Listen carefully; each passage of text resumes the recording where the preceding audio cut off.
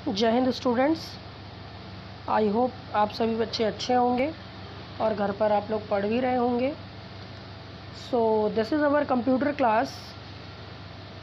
तो अभी online class में बहुत सारे बच्चों ने chapter number 1 and chapter number 2 का एक्सप्लेनेशन भी सुना होगा और अपनी कॉपीज़ और बुक्स भी कंप्लीट कर लिए होंगे।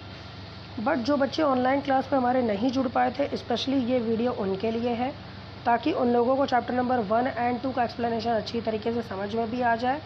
बट जो बच्चे ऑनलाइन क्लास में चैप्टर नंबर 1 और 2 को ऑलरेडी पढ़ चुके हैं, तो वो इस वीडियो के हेल्प से उनका रिवीजन हो सकता है। आप लोग इस वीडियो को ज़रूर देखें। सो अभी आप लोग ने देखा वीडियो का स्टार्टिंग में, आज हम लोग पढ़ेंगे चैप्टर नंबर 1। ओके, सो हम लोग अपनी क्लास को स्टार्ट करते हैं। So the name of chapter number 1 is computer fundamentals. Computer fundamentals means computer की बेसिक्स, कंप्यूटर के बारे में कुछ हिस्ट्री कि कंप्यूटर का इतिहास क्या है, मतलब कंप्यूटर की खोज कैसे हुई, कंप्यूटर्स कैसे कैसे हमारे तक यहाँ तक आया हुआ है, पहले के कंप्यूटर कैसे रहते थे और अब के कंप्यूटर में क्या डिफरेंस हो गया है। तो इस चैप्टर में हम लोग कंप्यूटर के बेसिक्स के बारे में पढ़ेंगे। स्टार्टिंग से पढ़ेंगे व्हाट इज़ कंप्यूटर और कंप्यूटर के कितने जनरेशन्स होते हैं। This chapter list various characteristics of a computer that make it different from other machines. तो फर्स्ट लाइन आप लोग देखिएगा, इस चैप्टर में कंप्यूटर की बहुत सारी कैरेक्टरिस्टिक्स को बताया गया, बहुत सारे गुण को बताया गया है जिससे कंप्यूटर दूसरे मशीन्स से अलग है। आप लोग ने मशीन्स पढ़ा होगा। मशीन्स क्या होती हैं? जो काम को हमारे आसान करती हैं और हमारे काम को जल्द से जल्द ख़त्म करने में हमारी मदद करते हैं, उन्हें मशीन्स कहते हैं। वैसे तो बहुत सारी मशीन्स होती हैं। हमारे मोबाइल फ़ोन भी एक मशीन है, टीवी भी एक मशीन है, वॉशिंग मशीन भी है, मिक्सर भी हमारा एक मशीन है। इसी तरीके से कंप्यूटर भी एक मशीन है। बट वो सारी मशीन और इस मशीन में बहुत बड़ा डिफरेंस है।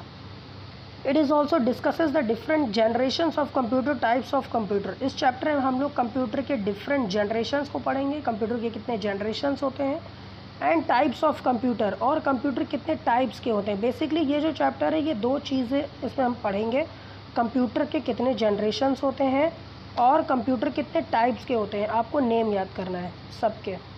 ओके, तो फर्स्ट लाइन देखिए, कैरेक्टरिस्टिक्स ऑफ कंप्यूटर। कंप्यूटर के कैरेक्टरिस्टिक्स, कंप्यूटर के गुण कौन कौन से होते हैं। The main characteristics of computer are given below. Computer के जो मेन कैरेक्टरिस्टिक्स होते हैं, ये 5 नीचे आप लोगों को दिए गए हैं। सबसे पहला speed, accuracy, diligence, versatility, large storage capacity. ये 5 आप लोगों के कैरेक्टरिस्टिक्स दिए गए हैं, इसे हम पढ़ते हैं। तो first is speed. Computer work at a very high speed. Computer बहुत ही हाई स्पीड से काम करता है। इतना फास्ट इंसान भी काम नहीं कर सकते। कोई कैलकुलेशंस अगर है तो इंसान उसे करने में समय लगाएगा, लेकिन कंप्यूटर उसका आंसर बहुत ही जल्दी हमें दे देगा। 4 डिजिट 5 डिजिट के अगर प्लस करना है, सब्ट्रैक्ट करना है, मल्टीप्लिकेशन करना है, तो इंसान को करने में थोड़ा टाइम लग सकता है, बट कंप्यूटर उसी चीज़ को बहुत ही फास्ट सॉल्व कर सकता है। Next is accuracy. Computer give accurate results. Computer हमेशा सही आंसर देता है, बिल्कुल एकदम एग्जैक्ट आंसर देता है। कंप्यूटर से मिस्टेक नहीं होता। लेकिन अगर इंसान किसी भी चीज़ को काम करता है, कैलकुलेशंस करेगा, तो इंसान से जल्दी जल्दी के चक्कर में गलती हो सकती है, बट कंप्यूटर से कभी भी कोई गलती नहीं होती है। Next is diligence. Computer never get bored. Computer कभी भी किसी काम को करते करते बोर नहीं होता है। इंसान तो बोर हो जाता है, कोई काम करता है, पढ़ता है तो वो बोर हो जाता है, खेलता है कभी कभी खेलते भी बोर हो जाता है, घर पे रहते रहते भी बोर हो जाता है। जैसे अभी आप लोग हो रहे होगे, घर पे बोर हो रहे होगे, लग रहा होगा स्कूल खुल जाए। लेकिन कंप्यूटर कभी भी कोई काम करते करते बोर नहीं होता है, लगातार वो कंटिन्यू काम करते ही जाता है। नेक्स्ट आता है versatility. Computer can perform a wide variety of jobs. Computer एक साथ कई कामों को कर सकता है या कई काम कर सकता है। तो इंसान क्या होता है, कोई एक ही काम करने में एक्सपर्ट होता है। जैसे टीचर है तो पढ़ाने में एक्सपर्ट होगा, ड्राइवर हो तो वो ड्राइव करने में एक्सपर्ट होगा, कोई डॉक्टर है तो वो पेशेंट्स को अपने हैंडल करने में एक्सपर्ट होगा, कारपेंटर है तो लकड़ी के फर्नीचर ही बना पाता होगा। ड्राइवर से कहें अगर हम पढ़ाने के लिए, तो वो पढ़ा नहीं सकता। टीचर से कहें कि चलो कारपेंटर का काम करो, मतलब बढ़ई का काम करो, फर्नीचर बनाओ, तो वो बना नहीं सकता। अगर किसी कारपेंटर से कहें कि हमें दवा दे दो, हमें मेडिसिन दे दो, तो वो नहीं कर सकता। मतलब हर एक इंसान अपने अपने काम में माहिर होता है। बट कंप्यूटर क्या होता है, वो कई काम को एक साथ कर सकता है। जैसे वो कैलकुलेशन भी कर सकता है, ड्राइंग भी बना सकता है, म्यूज़िक भी रिकॉर्ड कर सकता है, वीडियोज़ भी हम उसमें देख सकते हैं, कई काम कर सकते हैं। Next is large storage capacity. Computer can capable of storing huge amount of data which can be retrieved easily as and when we required.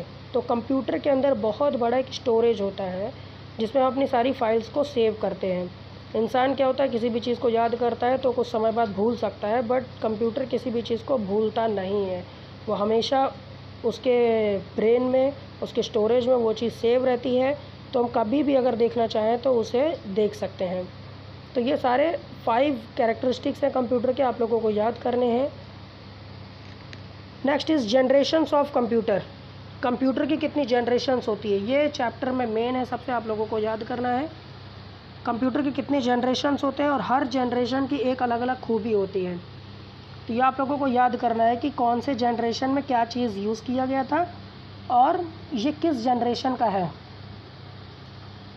Next is generations of computer. First line देखिए, on the basis of technology computers can be classified into 5 generations. Technology के base पर computer को 5 generations में divide किया गया है। 5 generations में divide किया गया, जिसका नाम है first generation, second generation, third generation, fourth generation और फिफ्थ जनरेशन। ये इसके नाम है, first generation, second generation, third generation, fourth generation and fifth generation, ये इसके नेम है। तो इसमें हमें याद करना है कि फर्स्ट जनरेशन में क्या क्या फीचर्स थे, इसकी क्या क्या खूबियाँ थी। तो फर्स्ट है used vacuum tubes as the main electronic component. इसका मतलब फर्स्ट जनरेशन में वैक्यूम ट्यूब का यूज़ किया जाता था एज अ इलेक्ट्रॉनिक कंपोनेंट। इसके अंदर जो भी लगती थी चीज़ें इसके बोर्ड बनाने में, मदरबोर्ड बनाने में, तो इसमें वैक्यूम ट्यूब का यूज़ किया जाता था। वैक्यूम ट्यूब आप लोग साइड में यहाँ पर पिक्चर देख सकते हैं कि ये वैक्यूम ट्यूब्स है। वैक्यूम का मतलब होता है निर्वात, मतलब जिसके अंदर हवा ना हो। इसके अंदर हवा नहीं है, इसकी हवा सारी निकाल ली गई है और ये वैक्यूम ट्यूब है। आपको याद करना है वैक्यूम ट्यूब किस जनरेशन में था, फर्स्ट जनरेशन में था। फर्स्ट जनरेशन में किसका यूज़ किया गया था, वैक्यूम ट्यूब का यूज़ किया गया था। दोनों क्वेश्चन आ सकते हैं, वैक्यूम ट्यूब किस जनरेशन में यूज़ किया गया था, तो आप लोग आंसर बताएंगे फर्स्ट जनरेशन। और ऐसा भी आ सकता है फर्स्ट जनरेशन में किसका यूज़ किया गया था, आप लोग कहेंगे वैक्यूम ट्यूब का यूज़ किया गया था। Second, fastest calculating device of their time. उस वक्त का ये सबसे फास्टेस्ट कैलकुलेटिंग डिवाइस था, मतलब सबसे फास्ट कैलकुलेशन करने वाला ये डिवाइस था उस समय का, जब फर्स्ट जनरेशन स्टार्ट हुआ था। आप लोग देख सकते हैं फर्स्ट जनरेशन स्टार्ट हुआ था 1945 से लेकर के 1956 तक ये फर्स्ट जनरेशन चला। उसके बाद सेकंड जनरेशन आ गया। तो 45 मतलब 47 से 2 साल पहले, मतलब जब देश हमारा आज़ाद हुआ था 1940 जनरेशन आ गया था। तो फर्स्ट जनरेशन की स्टार्टिंग हुई थी 1945 से 1956 तक, इसके बाद सेकंड जनरेशन आ गया। तो इसका थर्ड पॉइंट है ह्यूज इन साइज़। इसका मतलब फर्स्ट जनरेशन कंप्यूटर्स जो भी होते थे उनका जो साइज़ था वो बहुत ही बड़ा होता था। वो इतना बड़ा होता था कि उसे रखने के लिए एक बड़े से अलमारी की ज़रूरत पड़ती थी और इसी तरीके के कई अलमारियों की ज़रूरत पड़ती थी। Fourth point, emitted a large amount of heat. इसका मतलब जब इसे कंप्यूटर को चलाते थे हम लोग तो ये बहुत ज़्यादा मात्रा में हीट पैदा करता था, मतलब बहुत ज़्यादा गर्म हो जाता था। इसकी जितनी मशीन्स थी वो बहुत ज़्यादा गर्म हो जाती थी। Fifth point, the cost was very high. First generation computer के जो भी कॉस्ट थे, जो उनका प्राइस था वो बहुत ही महंगा था। फर्स्ट जनरेशन के जो भी कंप्यूटर हैं वो बहुत ही महंगे आते थे पहले के ज़माने में, जल्दी से कोई परचेज़ नहीं कर पाता था। नीचे लिखा हुआ, डिड यू नो, कि आपको पता है 1000 of vacuum tube were used in first generation computer. First generation computer में वैक्यूम ट्यूब का जो यूज़ होता था ये थाउजेंड्स, मतलब हज़ारों वैक्यूम ट्यूब का यूज़ किया जाता था। बहुत सारी वैक्यूम ट्यूब का यूज़ किया जाता था, तब जा कर के इसकी मशीन तैयार होती थी। तो फर्स्ट जनरेशन कंप्यूटर साइज़ में बहुत बड़े थे, वैक्यूम ट्यूब का यूज़ किया जाता था और ये बहुत ही महंगे हुआ करते थे। Come to the next page. So next page is second generation. Second generation की स्टार्टिंग हुई थी 1956 से 1963 तक ये चला। तो 4 साल उधर और 3 साल इधर, 7 years, total 7 years second generation computer रहा। अब इसमें किस चीज़ का यूज़ किया जाता था, ट्रांजिस्टर का। आप लोग देख सकते हैं बगल में पिक्चर बना हुआ है ट्रांजिस्टर। ये क्वेश्चन आ जाएगा आपका, ट्रांजिस्टर किस जनरेशन में यूज़ किया गया? सेकेंड जनरेशन कंप्यूटर में यूज़ किया गया। ऐसा भी क्वेश्चन आ सकता है, सेकेंड जनरेशन कंप्यूटर में किसका यूज़ किया गया? ट्रांजिस्टर का यूज़ किया गया। अब ट्रांजिस्टर क्या होता है? Which were better, smaller and faster and consumed less energy. Transistor क्या होते थे? वैक्यूम ट्यूब के अपेक्षा में थोड़ा अच्छे होते थे, छोटे होते थे और फास्ट वर्क करते थे और ये एनर्जी भी ज़्यादा कंज्यूम नहीं करते थे, मतलब इनको चलाने की ज़्यादा एनर्जी की भी ज़रूरत नहीं पड़ती थी।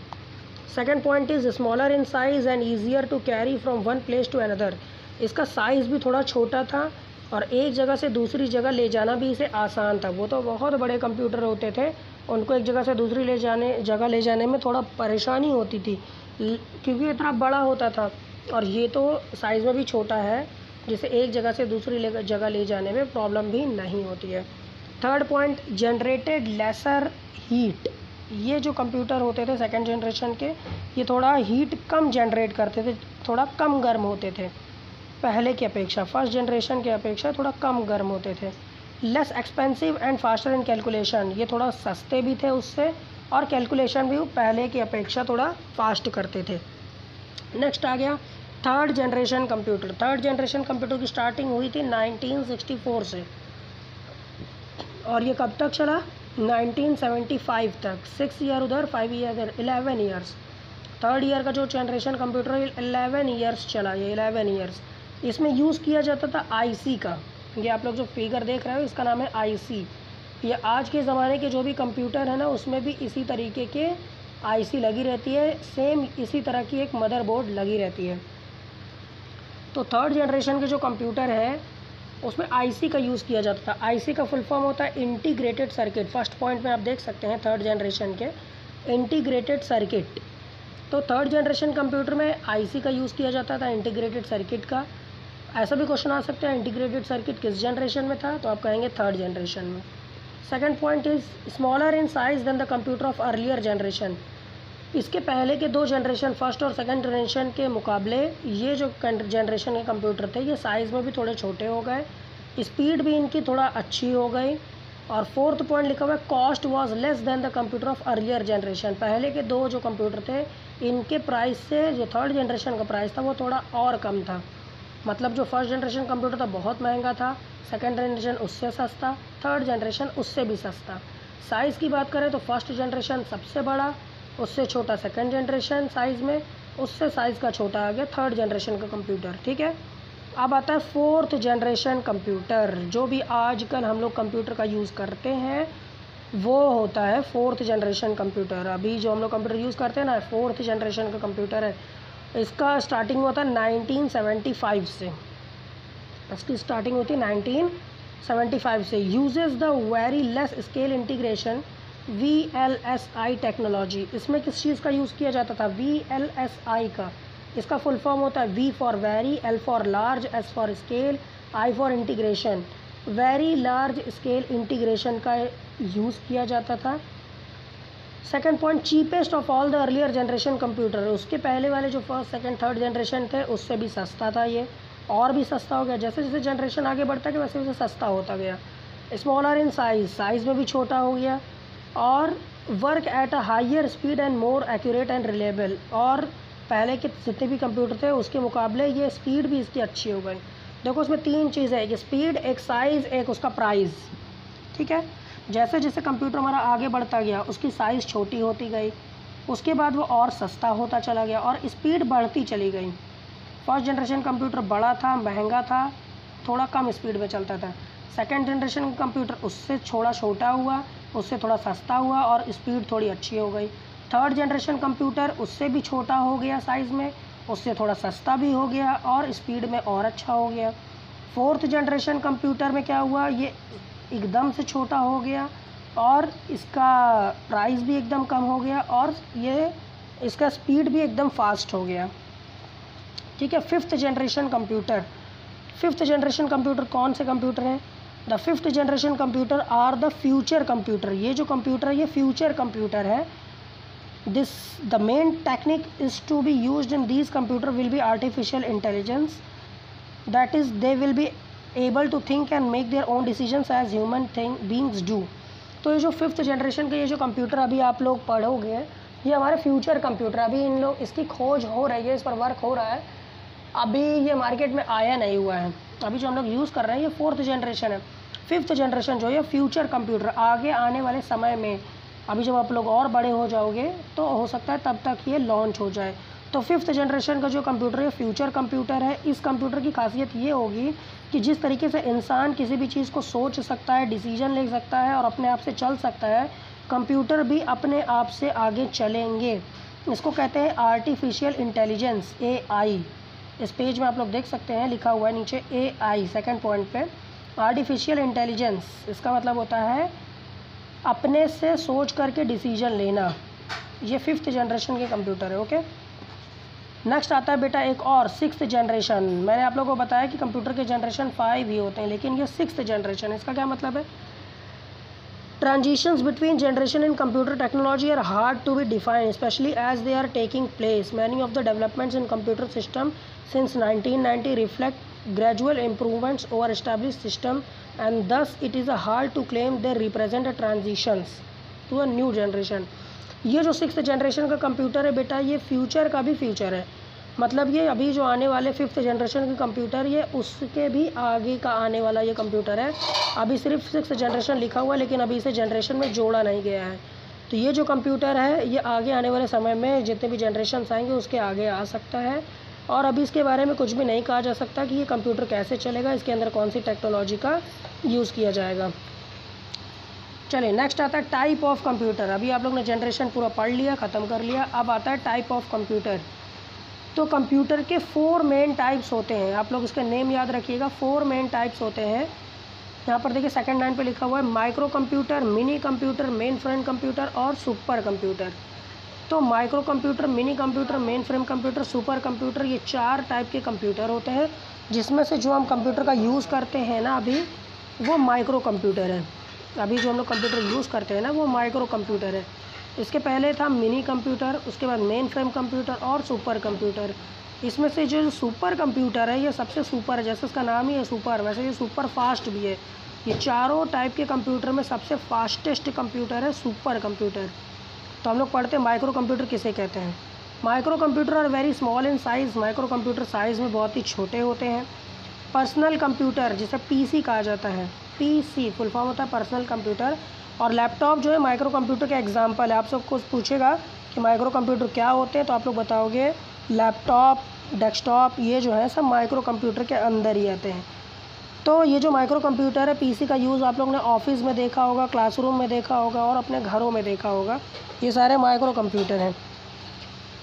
तो माइक्रो कंप्यूटर का पहला एग्जांपल है डेस्कटॉप कंप्यूटर। इसके बारे में पढ़ते हैं। डेस्कटॉप कंप्यूटर क्या होता है? देखो जो डेस्क पर रखा जाता है इसको डेस्कटॉप कहते हैं। डेस्क मतलब मेज, डेस्क मतलब मेज। तो जो भी टेबल पर रखकर चलाया जाता है, टेबल पर उसको डेस्क कहते हैं, उसे डेस्कटॉप कहते हैं। ठीक है, डेस्क पर रखकर या टेबल पर रखकर चलाने वाले को डेस्कटॉप कंप्यूटर कहते हैं। इसे हम पर्सनल कंप्यूटर के नाम से भी जानते हैं। इसका नाम है पर्सनल कंप्यूटर। कोई पर्सनल कंप्यूटर का है तो वो डेस्कटॉप कंप्यूटर ही होता है। कोई पूछेगा डेस्कटॉप कंप्यूटर का दूसरा नाम क्या होता है, तो आप लोग बोलेंगे personal computer. It is the most common type of computer used at home, school, shop. ये एक ऐसा कंप्यूटर होता है जो आप लोगों के सभी के घरों में दिखाई देगा। स्कूल्स में होता है और शॉप्स में भी यही कंप्यूटर होता है। नेक्स्ट आता है laptop computer. Laptop computer laptop इसलिए कहा जाता है क्योंकि इसे हम अपने लैप पर रख सकते हैं। लैप का मतलब होता है गोद। जब 2 पैर हम लोग ऐसा फोल्ड करके बैठते हैं तो उसे लैप कहा जाता है। लैप मतलब होता है गोद। इसे गोद पर रखकर चलाया जा सकता है, अपने पैर पर रखकर चलाया जा सकता है, इसीलिए कहते हैं इसे लैपटॉप। डेस्क पर चलाया जाता है इसीलिए डेस्कटॉप कहते हैं। इसे लैप पर रखकर चलाया जा सकता है, अपने गोद पर, अपने पैर पर, इसीलिए इसको लैपटॉप कहते हैं। ये डेस्कटॉप कंप्यूटर से भी छोटा हो गया और वज़न में भी थोड़ा हल्का हो गया। एक जगह से दूसरी जगह में एक हाथ से ले जा सकते हैं, लेकिन डेस्कटॉप कंप्यूटर को एक हाथ से नहीं ले जा सकते क्योंकि इसके 4 मेन पार्ट होते हैं, मॉनिटर, CPU, कीबोर्ड, माउस। चारों चीज़ों को एक साथ तो उठा नहीं पाएंगे। Due to its small size it can be carried almost anywhere. ये साइज़ में इतना छोटा है इसलिए हम इसे कहीं पर भी ले जा सकते हैं, अपने हाथ पे भी, बैग में रख के कहीं पे भी आराम से इसे ले जा सकते हैं। नेक्स्ट आता है पाम टॉप। देखिए इसका नाम जैसे वैसे इसका काम भी है। पाम का मतलब होता है हथेली, PALM, पाम। पाम मतलब होता है हथेली। इसे पाम टॉप इसलिए कहते हैं क्योंकि इसे हथेली में पकड़ के भी चलाया जा सकता है। तो इसे कहा इसीलिए इसका नाम है पाम टॉप। डेस्क पर रखकर चलाते हैं इसीलिए उसका नाम डेस्कटॉप। लैप पर रखकर चलाते हैं इसीलिए इसका नाम है लैपटॉप। और इसे पाम पर लेकर चलाते हैं हथेली में, इसीलिए इसका नाम हो गया पाम टॉप। ये जो पाम टॉप हो गया पाम टॉप हो गया, ये तो साइज़ में और भी छोटा हो गया, इतना कि हम इसे हाथ में भी अपने मुट्ठी में भी बंद कर सकते हैं। और ये टैबलेट भी होता है। टैबलेट जो होता है वो भी एक पाम टॉप ही होता है। नेक्स्ट आता है tablet. This is a small hand held computer smaller than laptop. ये तो स्मॉलर लैपटॉप से भी एक छोटा कंप्यूटर होता है जिसको हम कहते हैं tablet computer. It work by touching the screen bye और फिंगर। ये जो टैबलेट होता है इसमें कोई भी कीबोर्ड नहीं होता है, इसमें कोई बटन नहीं होती है। इसको यूज़ करने के लिए हम इसको टच करके भी चला सकते हैं जैसे कि हमारा मोबाइल होता है। The iPad is an example of a tablet. IPad आप लोग जानते होंगे टैबलेट के जैसे ही आता है आईपैड। उसे हम लोग उसका वो जो आईपैड होता है वो टैबलेट का ही एक एग्जाम्पल है। नेक्स्ट आता है pocket PC. Pocket PC, PC का मतलब होता है पर्सनल कंप्यूटर। ये एक ऐसा कंप्यूटर है कि इसे हम अपने पॉकेट में भी रख सकते हैं। ये एक ऐसा कंप्यूटर है जिसे हम अपने पॉकेट में भी रख सकते हैं, इसलिए इसका नाम है पॉकेट पीसी। देखो बिल्कुल मोबाइल फ़ोन के जैसे दिख रहा है। इसमें हम लोग क्या कर सकते हैं, अपने कॉन्टैक्ट्स को भी सेव कर सकते हैं, मतलब किसी के नंबर को भी सेव कर सकते हैं। कैलेंडर भी इसमें होता है, वाईफाई भी होता है, ब्लूटूथ भी होता है, मेल भी होता है। इसमें एक छोटी सी एलसीडी की टच स्क्रीन लगी रहती है और उसी स्क्रीन को टच करके हम इस पॉकेट पीसी को चला सकते हैं। उसके बाद आता है स्मार्टफ़ोन। इसका देखो स्मार्टफ़ोन ये भी एक कंप्यूटर ही है। इसमें भी एक टच स्क्रीन होता है जिसको हम टच करके चला सकते हैं। ये भी पूरा कंप्यूटर का ही काम करता है। नेक्स्ट आता है नोटबुक कंप्यूटर। ये नोटबुक कंप्यूटर होता है जिस प्रकार से हमारे पास नोटबुक होता है हम उसमें टाइप करते हैं, सारी चीज़ें लिखते हैं। इसी तरीके से ये भी एक नोटबुक कंप्यूटर होता है। ये साइज़ में छोटा होता है और थोड़ा सा हल्का भी होता है। ये ज़्यादातर वो लोग यूज़ करते हैं इसका जो लोग एक जगह से दूसरी जगह हर समय आते जाते रहते हैं। जैसे ऑफिस में है तो वो रख गया अपना फ़ोन, मतलब अपना ये लैपटॉप रख जाता है। लेकिन जो लोग एक जगह से दूसरी जगह जाते हैं, अपने प्रेजेंटेशन को दिखाते हैं और नई नई चीज़ें करते हैं, वो लोग इस नोटबुक कंप्यूटर का ही यूज़ करते हैं क्योंकि ये साइज़ में भी हल्का होता है और साइज़ में भी छोटा होता है और वज़न में भी थोड़ा हल्का होता है। ठीक है, तो माइक्रो कंप्यूटर के बारे में आप लोगों ने पढ़ लिया। उसके बाद आता है mini computer, main frame computer, super computer. देखिए मिनी कंप्यूटर जो होता है ये बहुत ही पावरफुल कंप्यूटर होता है और इसकी जो मेमोरी होती है थोड़ा ज़्यादा होती है, मतलब इसमें स्टोरेज कैपेसिटी ज़्यादा होती है, इसमें ज़्यादा चीज़ों को हम सेव कर सकते हैं। और ये हाई स्पीड होता है, मतलब थोड़ा सा स्पीड भी इसकी अच्छी होती है। The PDP-11 and VAX 7500 are example of mini computer. Mini computer के एग्जाम्पल कोई पूछेगा तो बताइएगा PDP-11 और वैक्स 7500, ये इसके एग्जाम्पल है। नेक्स्ट आता है मेन फ्रेम कंप्यूटर। देखो मेन फ्रेम कंप्यूटर का जो फिगर आप लोग देख रहे हो, ये मेन फ्रेम कंप्यूटर देखो कितना बड़ा कंप्यूटर है। ये इतने बड़े कंप्यूटर होते हैं कि इन्हें रखने के लिए बहुत ज़्यादा स्पेस की ज़रूरत पड़ती है, बहुत ज़्यादा जगह की ज़रूरत पड़ती है और इसे एक साथ हंड्रेड्स लोग चला सकते हैं। हंड्रेड्स से भी ज़्यादा लोग इसे चलाते हैं। और ये जो कंप्यूटर होता है ये बहुत ही बड़ा होने की वजह से महंगा भी होता है। ये बहुत महंगा होता है और बहुत भारी होता है, साइज़ में बहुत बड़ा होता है, इसे एक जगह से दूसरी जगह ले जाने में बहुत प्रॉब्लम होती है। तो इसका एग्जांपल है वैक्स 8000 और CDC 6600।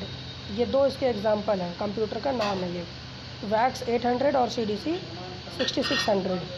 उसके बाद आता है सुपर कंप्यूटर। ये सुपर जैसे इसका नाम है वैसे सुपर स्पीड भी है इसकी, सबसे फास्टेस्ट कंप्यूटर है। Micro computer, mini computer, main frame computer, ये तीनों कंप्यूटर से फास्ट होता है सुपर कंप्यूटर। ये जो सुपर कंप्यूटर होता है बहुत ही फास्टेस्ट होता है और बहुत ही महंगा होता है। ये महंगा बहुत होता है। इसका यूज़ कहाँ पर किया जाता है? इसका यूज़ किया जाता है वेदर फॉरकास्टिंग के लिए और एयरक्राफ्ट डिज़ाइनिंग के लिए। वेदर फॉरकास्टिंग क्या होता है? मौसम विभाग वाले जो होते हैं ना, वो जो कंप्यूटर का यूज़ करते हैं वो सुपर कंप्यूटर होता है।